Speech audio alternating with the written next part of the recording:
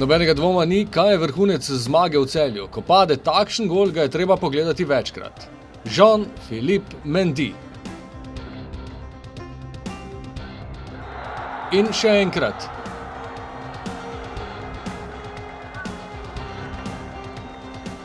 Pa dajmo še enkrat. Redko kdaj ga vidimo, da zabije od daleč, to pa je zagotovo eden lepših golov v njegovi karieri. No, I never score a goal of distance, but we go to say it's my goal of birthday.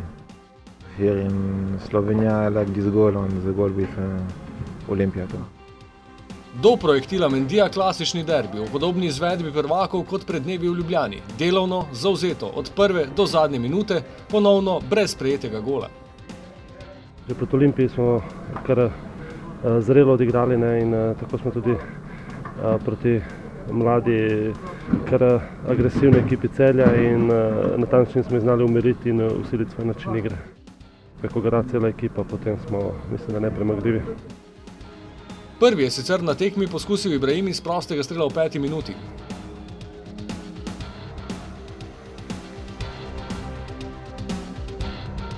Dolgo smo čakali na naslednji nevarni strel. Celjani so zapretili v 30. minuti prek Vrhovca, preusmerjeno žogo je Handanović odbil.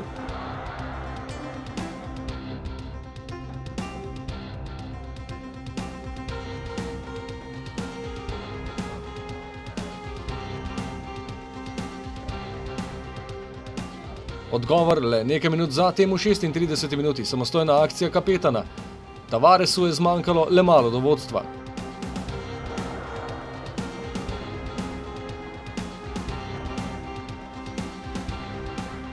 Na drugi strani je bil najbolj aktiven Verbič, ponovno končna postaja Handanović.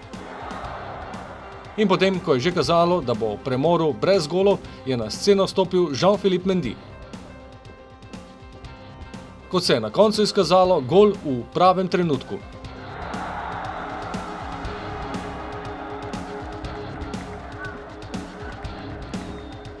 Ko dosežeš zadetek, je vedno v pravem trenutku. Ker ga dosežeš in ko ga prejmeš, je vedno v nepravem trenutku. Enostavno se pa strinja, da je nekako psihološke vidika pred koncem polčasa za nasprotno ekipo malo težje, za ekipo, ki pa zadene, pa malo lažje, samo z tega stališča.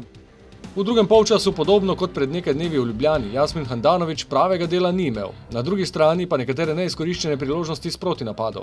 Blizu je bil Tavares v 69. minuti po podaji Santija. V 80. minuti spet ekstra poteza Mendyja, ki je ukradel žogo celjskemu branilcu Soriji, toda podaja ni končala pri Tavaresu.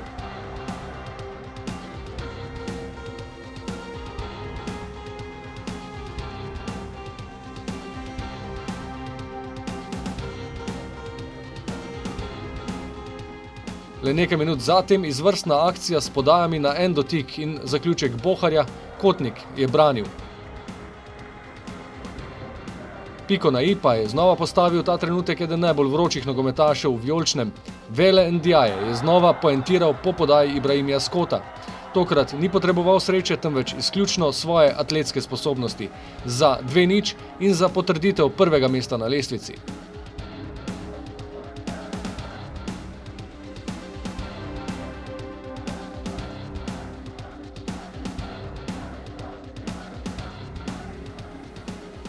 The championship is not finished yet.